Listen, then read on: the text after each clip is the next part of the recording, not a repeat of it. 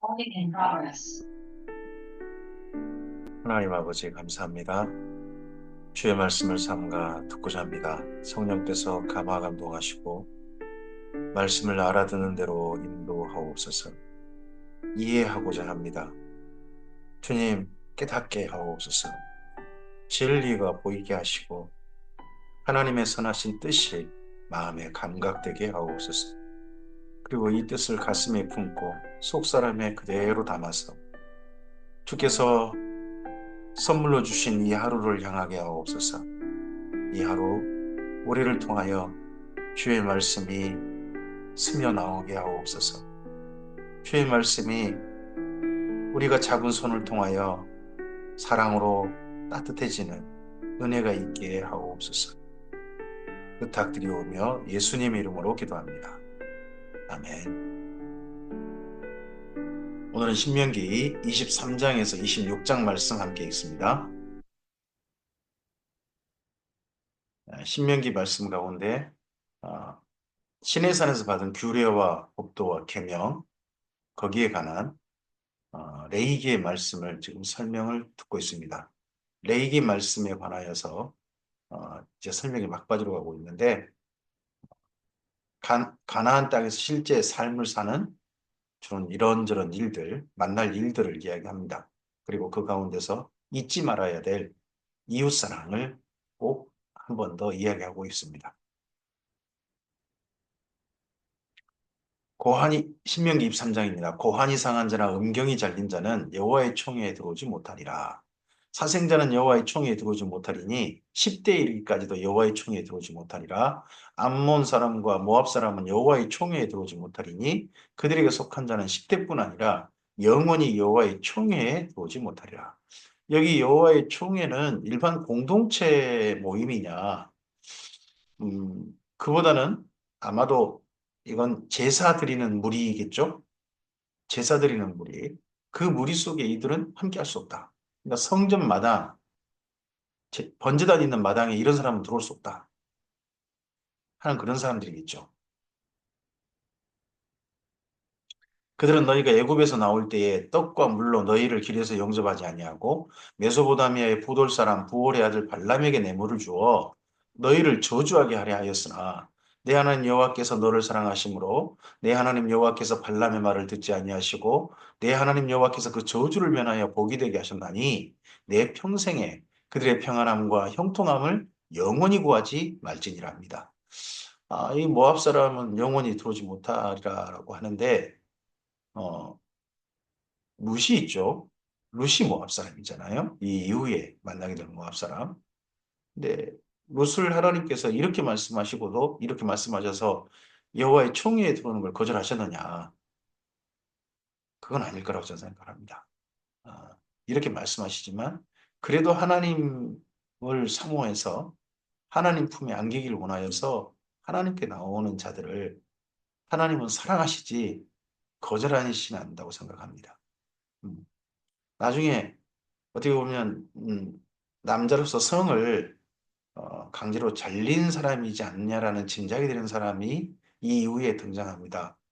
어, 느헤미야가 그렇게 될 가능성이 있습니다. 왕의 술친구였는데 아닥스스타에 그가 왕의 궁정에서 그렇게 왕하고 둘이서만 있을 뿐만 아니라 수많은 왕의 여자들 옆에 진짜 삶을 살아야 되니까 최고 권력층에 나가는 대신에 아마도 그랬을 가능성이 있습니다.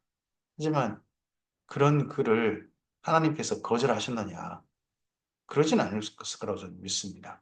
다만 어, 느헤미야가 제사를 드릴 수 있느냐 하는 부분이 나중에 여기서는 신명기에서는 들어오지 못한다고 하지만 나중에 선지서를 통해서는 조금 그게 다시 수정되는 듯한 내용이 보입니다.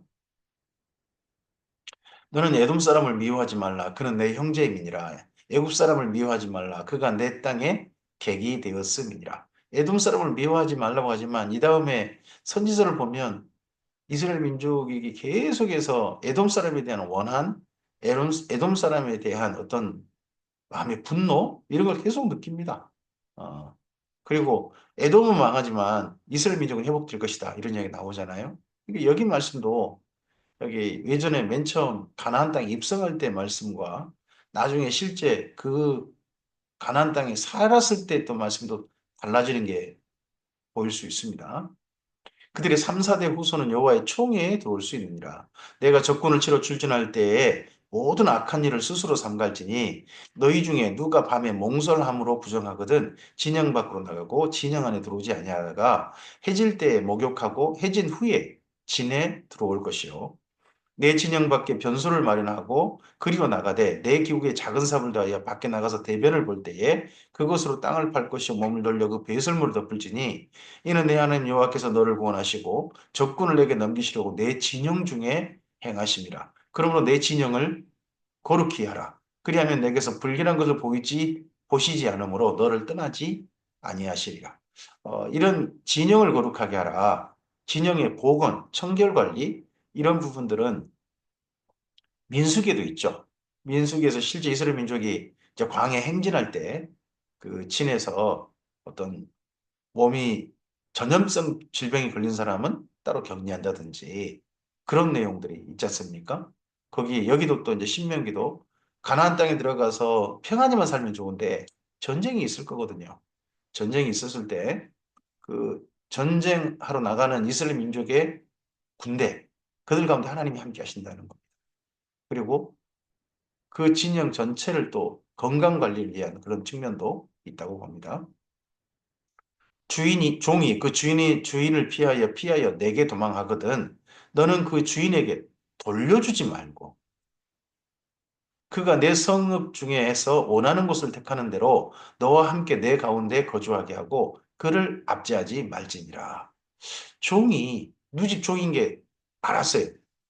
그랬을 때 어, 돌려보내지 말고 너 가운데 거하게 하고 그를 압제하지 마라.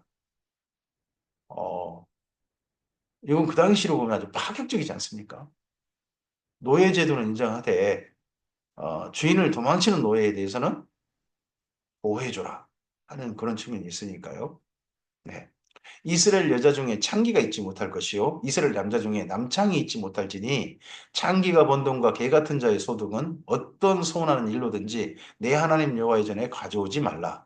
이 둘은 다 내 하나님 여호와께 가증한 것입니다.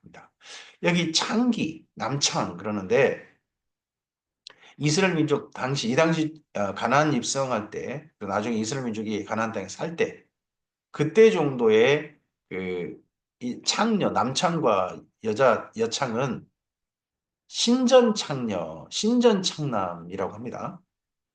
이방 신전을 신을 위해서 바친 신한테 성행위를 바치기 위해서 구별된 사람들, 그런 사람들이 이런 사람이라고 합니다. 이런 사람들의 소득은 하나님께 받지 않는다 그러고요. 이런 사람들 심지어 뭐라고 부릅니까? 17절, 18절을 이어보면 개 같은 자라고 합니다. 개 같은 자. 신약성경에 이제 개 같은 자, 개 같은 자 말이 나오는데, 그러니까 다른 신한테 나가는 사람들, 하나님이 아닌 다른 신을 섬기는 사람들을 어떻게 보면 이스라엘 민족은 개 같은 자라고 그렇게 표현하는 겁니다. 내가 형제에게 구워주거든 이자를 받지 말지니 곧 돈의 이자, 식물의 이자, 이자를 낼 만한 모든 것에 이자를 받지 말 것이니라. 교회 성도들 간에 누가 돈을 빌려주거나 하면 이자를 받지 말라 하고 이야기합니다. 이자를 받지 말라. 타국인에게 내가 구워주면 이자를 받아도 되거니와 내 형제에게 구워주거든 이자를 받지 말라. 그리하면 내 하나님 여호와께서 내가 들어가서 차지할 땅에서 내 손으로 하는 범사에 복을 내리시리라.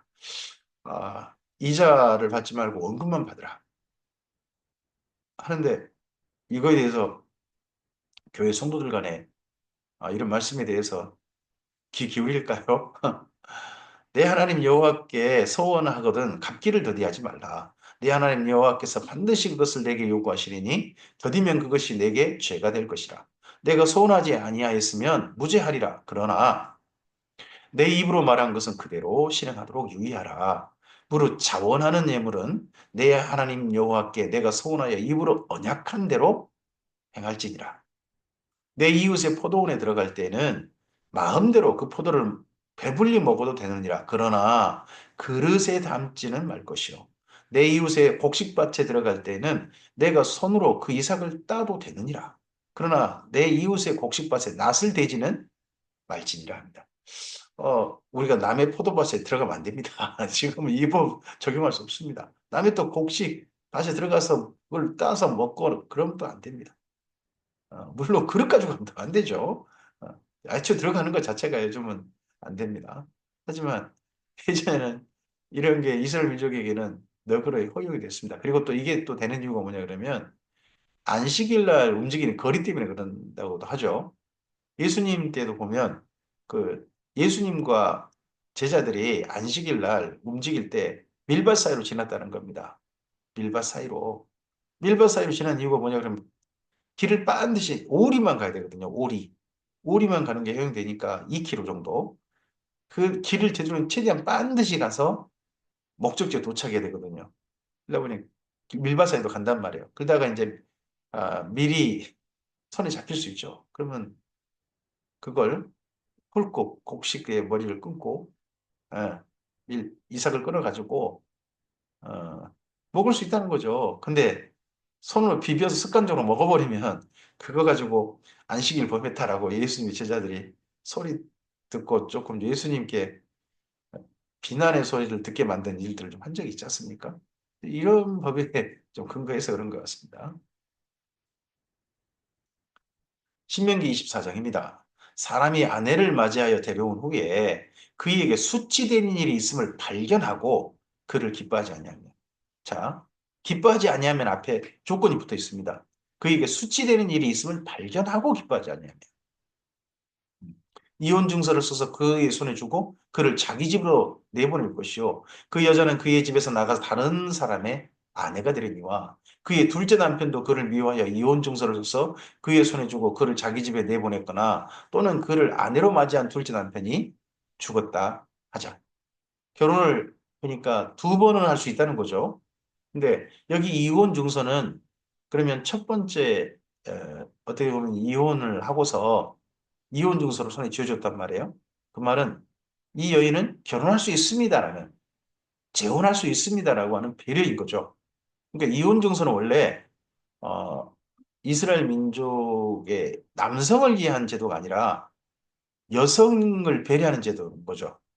여성에게 다시 이 여인은 결혼할 수 있습니다 하는 그런 것으로서 이혼 증서가 주어지는 거죠. 근데 두 번째까지 이혼하고 난 다음에 두 번째 결혼하고 나서 이제 이혼하게 된다든지 사별하게 된다든지 하는 부분들이 이제 생기는 거죠. 그 여자는 이미 몸을 더럽혔은즉 그를 내보낸 전 남편이 그를 다시 아내로 맞이하지 말지니 이 일은 여호와 앞에 가증한 것이니라. 그러니까 1차 결혼한 남자하고는 다시 결혼해서는 안 된다. 어, 그렇게 또 너는 내 하나님 여호와께서 내게 기업으로 주신 땅을 범죄하게 하지 말지니라. 첫 번째 결혼한 남자하고 다시 재혼하면 그건 범죄랍니다. 요즘은 이런 거 전혀 신경 안 씁니다. 이스라엘 민족의 이게 법인 거, 간수법인 거죠. 사람이 새로이 아내를 맞이하였으면 그를 군대로 내보내지 말 것이요. 아무 직무도 그에게 맡기지 말 것이며 그는 1년 동안 한가하게 집에 있으면서 그가 맞이한 아내를 즐겁게 할지니라. 그 군대 징집할 때 이제 막 결혼한 사람 집으로 돌려보내지 않습니까? 근데 1년 정도랍니다. 1년 유예. 1년 지나면 징집 대상이 되는 겁니다. 우리에게도 이걸 한번 적용해 본 적이 있습니다. 또 새롭게 이렇게 적용할 수 있으면 좋겠는데, 결혼을 한 이제 막 결혼한 부부에게는 1년 동안 교회 직임을 맡기지 않는 그런 일들을 저는 해봤는데 지금도 앞으로도 할 수 있었으면 좋겠습니다. 근데 점점 좀 어려워지네요. 새롭게 결혼한 부부가 교회 안에 좀 있어야 되는데 그러지 않아서 그게 좀 안타깝습니다. 사람이 맷돌이나 그 윗짝을 전당 잡지 말지니 이는 그 생명을 전당 잡음이니라. 사람이 자기 형제 곧 이스라엘 자손 중 한 사람을 유인하여 종으로 삼거나 판 것이 발견되면 그 유인한 자를 죽일지니 이같이 하여 너희 중에 악을 제할지니라. 인신매매한 자는 반드시 죽여라 하는 거죠. 너는 나병에 대하여 삼가서 레위 사람 제사장들이 너희에게 가르치는 대로 내가 힘써 다 지켜 행하되 너희는 내가 그들에게 명령한 대로 지켜 행하라. 너희는 애굽에서 나오는 길에서 내 하나님 여호와께서 미리암에게 행하신 일을 기억할지니라. 아, 미리암이 나병에 걸렸잖아요. 나병에 걸렸다가 격리됐지 않습니까? 일주일 동안. 그걸 기억하라는 거죠. 격리 기억하고 대신에 한 가지 나병 환자가 생기면 격리하되 누구의 지도를 받으라. 레위 사람의 지도를 받으라는 겁니다. 레위 사람이 가르친 거라. 이 나병 규례가 레위기에서는 두 장에 걸쳐 있죠. 두 장에 걸쳐 있습니다. 근데 거기 보면 레위인이 할 일입니다. 결국 레위인이 어떻게 나병 판결을 하고 또 어떻게 정하다 하는 판결을 하고 하는 것이죠. 그리고 난 다음에 이제 정하게 된 사람에게는 제사를 드리라 라는 그런 정결례까지 그걸 이야기하지 않습니까? 근데 여기서는 간단하게 한 절로 줄여버립니다. 근데 9절까지 합하면 두 절이죠. 8절, 9절 두 절로. 2장을 두 절로 줄여버립니다. 이건 그러니까 전문가에게 맡길 일은 전문가에게 그냥 전문가의 조언을 받아서 그렇게 하라는 겁니다. 요즘 같으면 우리 몸에 질병이 걸리면 목회자에게 물을 일 아닙니다, 이건. 의사 선생님한테 하나님께서 이미 권한을 부여하신 겁니다. 의사 선생님한테 여쭤보는 겁니다. 그리고 약을 드시려면 예, 약사분들한테 도움을 받는 겁니다. 이것은 지금 현재 나병 관련 이런 규례 같은 질병 관련 규례는 이미 목회자의 손에서 떠나서 어, 어떻게 보면 전문가가 있으니까 전문가들 도움 받는 거 이런 것들은 성경에 있는 말씀이니까요. 우리가 그거에 대해서 이거 뭐야 의사 선생님한테 가면 신앙이 없는 거냐? 아닙니다. 여기도 충분히 그렇게 얘기하지 않습니까? 전문가의 일은 전문가에게 맡겨라. 내 이웃에게 무엇을 구워줄 때에 너는 그의 집에 들어가서 전당물을 취하지 말고 너는 밖에 서 있고 내게 꾸는 자가 전당물을 밖으로 가지고 나와서 내게 줄 것이며 어느 집이 너무 가난해가지고 돈을 빌려야 되는데 저당 잡힐 것을 망설인단 말이에요.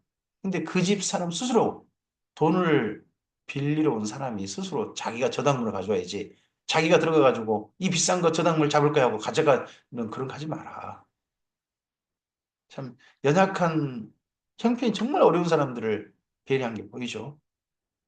그가 가난한 자이면 너는 그의 전당물을 가지고 자지 말고 해질 때에 그 전당물을 반드시 그에게 돌려줄 것이니라. 그리하면 그가 그 옷을 입고 자면 너를 위하여 축복하리니 그 일이 내 하나님 여호와 앞에서 내 공의로움 되리라. 그럼 가난한 자가 전당물로 잡힐 만한 게 뭐밖에 없다? 겉옷밖에 없다는 겁니다. 겉옷. 겉옷을 전당 잡아가지고 돈을 빌려주고 나서 저녁이면 그냥 전당물 돌려주라. 근데 여기 뭔 말이 없냐 그러면 그 빌려준 돈 받는 게 없어요. 그럼 돈 그냥 빌려주어라 하는 겁니다. 가난한 사람에게 도움을 청할 때는 그냥 가난한 사람 내 형편껏 좀 도와줘라. 그런 이야기지. 그 사람을 대상으로 원금 받아내라. 뭐 그 사람 대상으로 또 그 가난한 사람 대상으로 이자를 받아내라. 그 저당 잡은 거 네 맘대로 해야 된다. 그런 이야기 전혀 아닌데. 그죠? 가난한 사람들 그만큼 배려해라. 가난한 사람들 있으면 도와줄 줄 알아야 된다. 하는 그런 하나님의 말씀인 거죠. 공궁하고 비난한 품꾼은 내 형제든지 내 땅, 성 안에 우가는 객이든지 그를 학대하지 말며 그 품삯을 당일에 주고 해진 후까지 미루지 말라. 품삯은 당일에 주어라. 이는 그가 가난함으로 그 품삯을 간절히 바람이라. 그가 너를 여호와께 호소하지 않게 하라. 그렇지 않으면 그것이 내게 죄가 될 것이니라 합니다. 이 품삯에 대한 이야기를 예수님의 비유 가운데 한 데나리온을 약속하고 포도원에 들인 주인 이야기가 있습니다. 아침 일찍 나가고요. 인력 시장에 나갔는데 아침 일찍 나가고 뭐 오전 9시 나가고 12시 나가고 그리고 오후 3시도 나갔답니다. 이스라엘 민족은요. 오후 6시면 하루가 끝납니다. 6시면 그럼 6시 전에 일을 끝내야 돼요. 오후 3시에 가면 일할 시간도 없어요. 근데 오후 3시에 나가봤더니 그때도 인력시장에 사람이 있더라는 겁니다. 예수님 비유 속에. 그래서 그 사람한테 물어봅니다. 어째서 당신은 지금 오후 3시인데도 인력시장에 있어? 했더니 나를 데려간 사람이 없어서 여기 있습니다라고 합니다. 그럼 인력시장에 있는 사람은 그날 돈이 정말 필요한 사람이죠. 근데 데려간 사람이 없어. 집에도 못 들어가고 인력시장에서 시장이 오후 3시에도 있다는 거죠. 그 사람을 가엾게 여겨가지고 포도원 들어가지고 제일 먼저 돈을 주여서 돌려보낸 주인 이야기 있지 않습니까? 그 가난한 사람에게 자비를 베푼 주인 이야기. 바로 그 이야기가 여기 신명기 말씀과 연결되죠. 아버지는 그 자식들로 말미암아 죽임을 당하지 않을 것이요 자식들은 그 아버지로 말미암아 죽임을 당하지 않을 것이니 각 사람은 자기 죄로 말미암아 죽임을 당할 것이니라. 여기 신명기 24장 16절 말씀은 나중에 에스겔서에서 말씀되고 있습니다. 아버지가 포도를 먹어서 자식이 이가시다? 그건 말도 안 된다. 사람은 자기가 죄 지은 건 자기가 책임지게 될 것이다. 너는 객이나 고아의 송사를 억울하게 하지 말며 과부의 옷을 전당 잡지 말라. 너는 애굽에서 종되었던 일과 내 하나님 여호와께서 너를 거기서 속량하신 것을 기억하라. 이러므로 내가 내게 이 일을 행하라 명령하노라.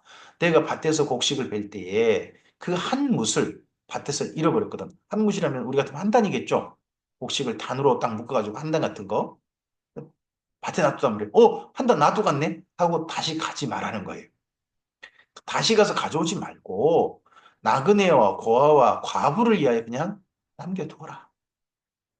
그리하면 내 하나님 여호와께서 내 손으로 하는 모든 일에 복을 내리시리라. 사람들이 하나님을 믿는 사람들이 이 땅에 있는 가난한 사람들을 향하여서 손을 내밀 줄 알아야 합니다. 사랑의 손을.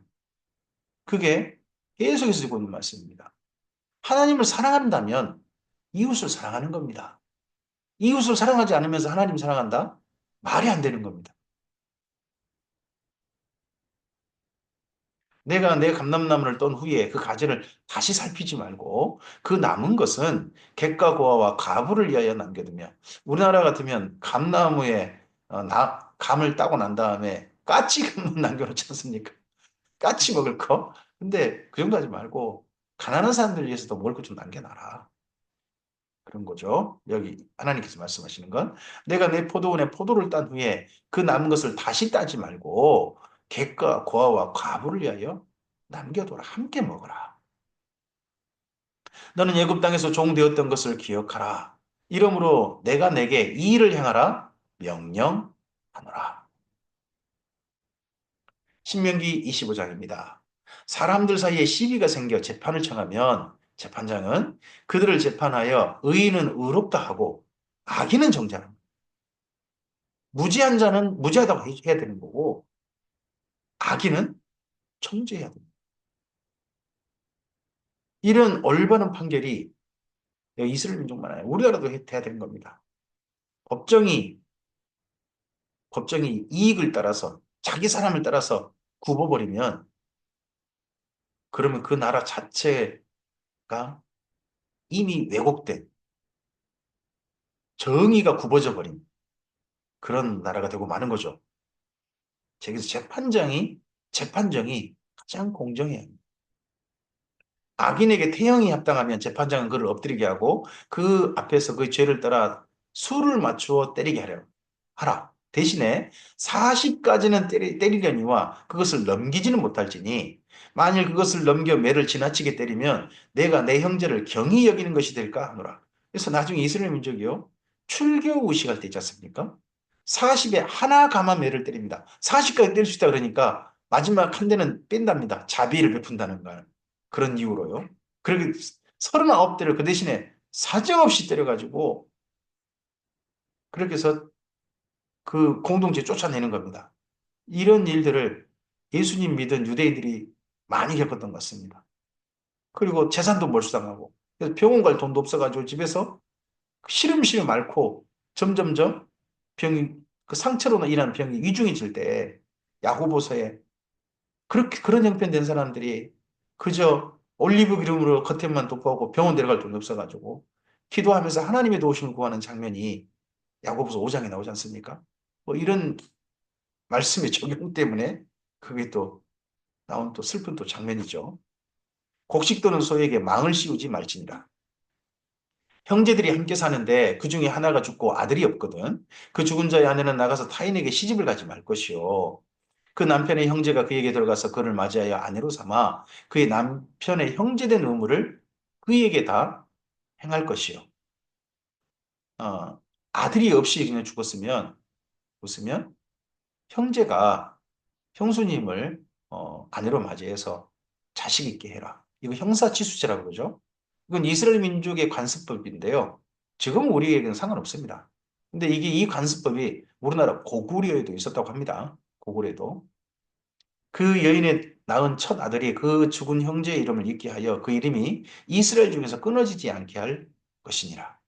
그러나 그 사람이 만일 그 형제 아내 맞이하기를 즐겨하지 아니하면 그 형제 아내는 그 성문으로 장로들에게 나가서 말하기를 내 남편의 형제가 그 형제 이름을 이스라엘 중에 잊기를 싫어하여 남편의 형제 된 의무를 내게 행하지 아니하나이다 할 것이요 그 성읍 장로들은 그를 불러다가 말할 것이며 그가 이미 정한 뜻대로 말하기를 내가 그 여자 맞이하기를 즐겨하지 아니하노라 하면 그 형제의 아내가 장로들 앞에서 그에게 나아가서 그의 발에서 신을 벗기고 그 얼굴에 침을 뱉으며 이르기를 그의 형제 집을 세우기를 즐겨하지 않은 자에게 이같이 할 것이라 하고 이스라엘 중에서 그의 이름을 신벗김 받은 자의 집이라 부를 것이니라. 여기 때 침을 벗기고 얼굴에 침을 뱉는 것이 방법이 직접 뱉은 게 아니라 신발에다가 뱉어서 신발로 뺨을 때리면서 하는 그런 형식이라고 합니다. 아, 근데 이 이야기가 룻기에 보면 살짝 들어있죠. 룻기 끝에 아무개라는 사람이 자기 발에 신을 벗었죠. 나는 안 하겠다. 그랬을 때 보아스가 모르겠습니다. 그 사람의 발에 신을 벗어가지고 벗겨가지고 침을 뱉어가지고 얼굴을 때렸는지는 성경 이야기 나오진 않아요. 다만 보아스가 대신 책임을 지는 장면이 룻을 책임지는 장면이 있죠. 이 형사치수제와 관련된 이야기죠. 두 사람이 서로 싸울 때 한 사람의 아내가 그 치는 자의 손에서 그 남편을 구하려 하여 가까이 가서 손을 벌려 그 사람의 음낭을 잡거든. 너는 그 여인의 손을 찍어버릴 것이고 내 눈이 그를 불쌍히 여기지 말 것이다. 상대편과 싸우더라도 공격하지 말아야 할 부위가 있다는 겁니다. 너는 내 주머니에 두 종류의 저울 주고 큰 것과 작은 것을 넣지 말 것이며 아, 내 집에 두 종류의 대, 그큰 것과 작은 것을 두지 말 것이요. 오직 공정하고 온전하고 공정한 저울줄을 두며 온전하고 공정한 대를 둘 것이니라. 그리하면 내 하나님 여호와께서 내게 주신 땅에서 내 날이 길리라. 이게 장사하는 사람들에게 주는 하나님의 말씀입니다. 장사하는 사람은 할 수만 있으면 싸게 살려고 합니다. 팔 땐요, 할 수만 있으면 비싸게 팔려고 합니다. 하나님은 그렇게 하라고 하지 않으십니다. 적절한 가격을 주고 사라고 합니다. 하십니다. 팔 땐요, 적정한 이유만 붙여서 팔라고 하십니다. 이게 되어야 생산 농가도, 생산 농가도 좋고, 그리고 뭐, 소비자도 좋지 않습니까? 근데, 아니, 배추 한 포기가 해남에서 살 때는 400원에 사는데, 소비자한테 가면 4,000원에 팔리면 중간에 유통한 사람이 도대체 얼마를 먹어버린다는 겁니까? 그런 것들을 좀 생각해 보면 참 안타깝죠. 우리나라에 이런 말씀들이 좀 바르게 적용되는 그런 어떻게 보면 생산과 소비 구조가 형성됐으면 좋겠습니다. 이런 일을 행하는 모든 자, 악을 행하는 모든 자는 내 하나님 여호와께 가증하니라. 너희는 애굽에서 나오는 길에 아말렉이 내게 행한 일을 기억하라. 곧 그들이 너를 길에서 만나 내가 피곤할 때에 내 뒤에 떨어진 약한 자들을 쳤고 하나님을 두려워하지 아니하였느니라. 그러므로 내 하나님 여호와께서 내게 기업으로 주어 차지하게 하시는 땅에서 내 하나님 여호와께서 사방에 있는 모든 적군으로부터 내게 안식을 주실 때에 너는 천하에서 아말렉에 대한 기억을 지워버리라. 너는 잊지 말지니라 합니다. 이 아말렉을 지워버리라 하는 말씀을 나중에 실현시키고자 했던 때가 사울왕 때죠. 사울왕 때. 근데 그때 아말렉을 지워버려야 되는데 지우지 않았죠. 예. 아간이라고 하는 왕을 살리고 각종 좋은 거 살리지 않습니까? 사울이. 그러고 난 다음에 아간의 후손이 나중에 에스더서에 페르시아 대제국의 고위 관료 하만으로 등장하잖아요. 그 아간의 후손이. 죄송합니다. 맞나요? 아각, 죄송합니다. 아간이라 했습니다. 아각. 아각의, 아각의 후손이 하만이 나오지 않습니까? 지워버리라고 하셨던 말씀이 있습니다. 우리에게도 지워버릴 것은, 벗어버릴 것은 확실하게 벗어버리고 끊어야 할 건 확실하게 끊는 것도 사실 필요합니다. 신명기 26장입니다. 내 하나님 여호와께서 내게 기업으로 주어 차지하게 하실 땅에 내가 들어가서 거기 거주할 때에 내 하나님 여호와께서 내게 주신 땅에서 그 토지의 소산 모든 소산의 만물을 거둔 후에 그것을 가져다가 광주리에 담고 내 하나님 여호와께서 그 이름을 두시려고 택하신 곳으로 그것을 가지고 가서 그때 제사장에게 나아가 그에게 이르기를 내가 오늘 당신 하나님 여호와께 아뢰나이다. 내가 여호와께서 우리에게 주시겠다고 우리 조상들에게 맹세하신 땅에 이르렀나이다 할 것이요. 제사장은 내 손에서 그 광주를 받아서 내 하나님 여호와의 제단에 놓을 것이며 너는 또 내 하나님 여호와 앞에 아뢰기를 내 조상은 방랑하는 아람 사람으로서 애굽에 내려가 거기에 소수로 거류하더니 거기서 크고 강하고 번성한 민족이 되었는데 애굽 사람이 우리를 학대하며 우리를 괴롭히며 우리에게 중노동을 시키므로 우리가 우리 조상이 하나님 여호와께 부르짖었더니 여호와께서 우리 음성을 들으시고 우리의 고통과 신고와 압제를 보시고 여호와께서 강한 손과 편팔과 큰 위엄과 이적과 기사로 우리를 애굽에서 인도하여 내시고 이곳으로 인도하사 이 땅 곧 젖과 꿀이 흐르는 땅을 주셨나이다. 여호와여 이제 내가 주께서 내게 주신 토지 소산의 만물을 가져왔나이다. 어? 하고 너는 그것을 내 하나님 여호와 앞에 두고 내 하나님 여호와 앞에 경배할 것이며 내 하나님 여호와께서 너와 내 집에 주신 모든 복으로 말미암아 너는 레이인과 내 가운데 거류하는 객과 함께 즐거워할지니라.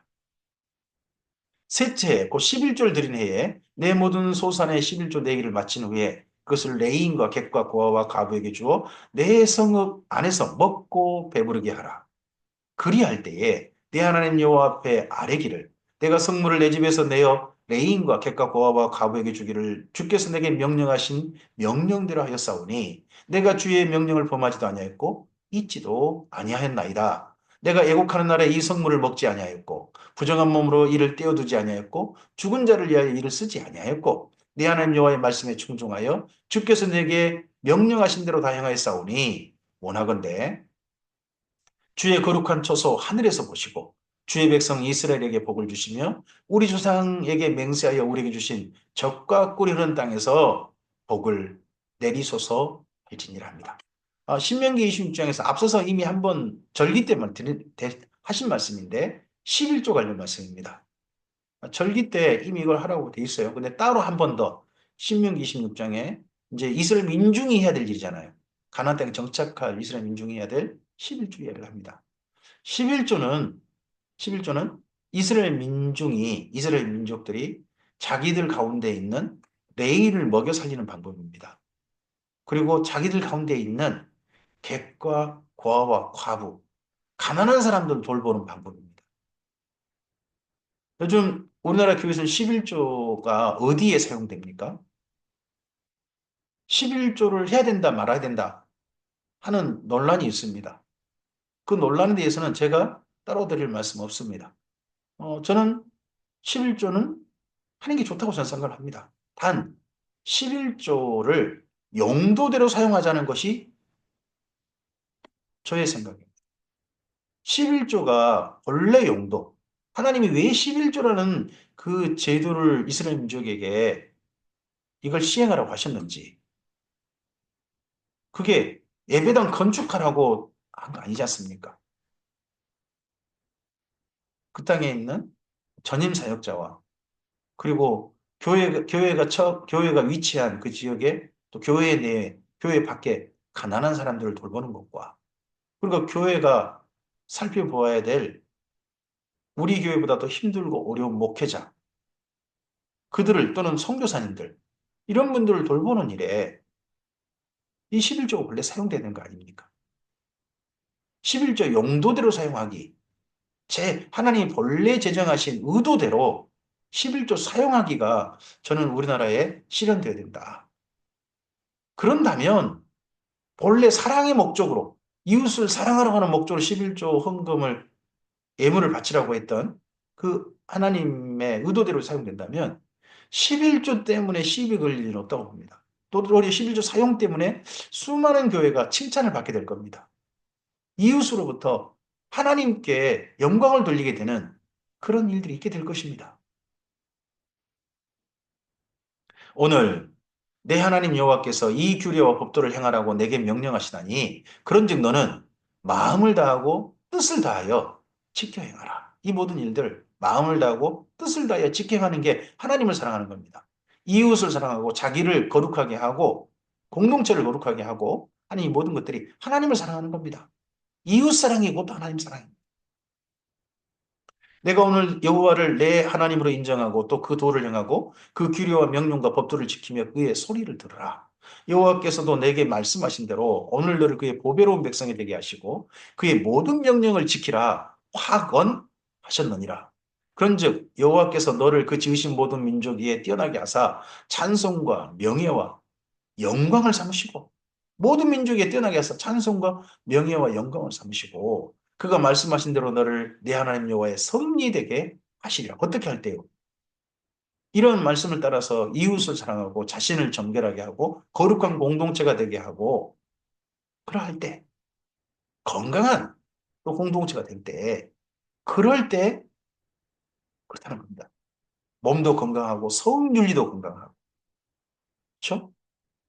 그리고 하나님에 대한 타종교도 용납하지 않고 하나님에 대한 바른 신앙과 이웃을 정말 아끼고 사랑하는 그런 사랑으로 사는 그런 사람들이 바로 하나님의 성민이 되는 거고 찬송과 명예와 영광이 될 것입니다.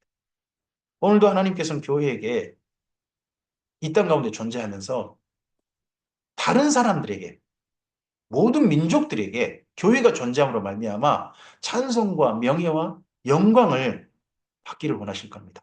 뜻이 하늘에 이루어진 것처럼 땅에서 이루어져서 말이죠. 이런 말씀대로 실천하는 것이 그래서 하나님을 사랑하는 길이라는 걸 우리가 꼭 마음에 담아야 할 것입니다. 오늘 여기까지 말씀입니다. 이 말씀 후에 이제 전체 레위기 말씀이 총 정리되어지고 그리고 복과 저주의 말씀으로 이어집니다. 결국 여기 신명기나 레위기나 이 땅에서 우리의 삶의 모든 것들은 하나님의 말씀대로 사느냐 하나님의 말씀을 거절하느냐 하는 길에 있다고 봅니다. 근데 말씀대로 살면 복이 임합니다. 하나님 앞에 무릎 꿇고 살 수 있는 삶의 환경과 선물들을 허락하십니다. 그와는 달리 하나님 말씀을 거절하고 교만하면 그것이 벌이 될 것이고 그것이 결국 저주로 바뀔 겁니다. 하나님과 영원히 격리되는 그런 삶으로 가지 말고 하나님께서 정말 기뻐하시는 아름다운 진리를 따른 삶으로 하나님을 진실하게 사랑하는 이웃을 사랑하는 삶으로 오늘 하루 우리의 삶이 이어지길 바랍니다. 오늘 우리의 삶이 하나님께 영광과 찬송과 명예가 되기를 간절히 소원합니다. 감사합니다.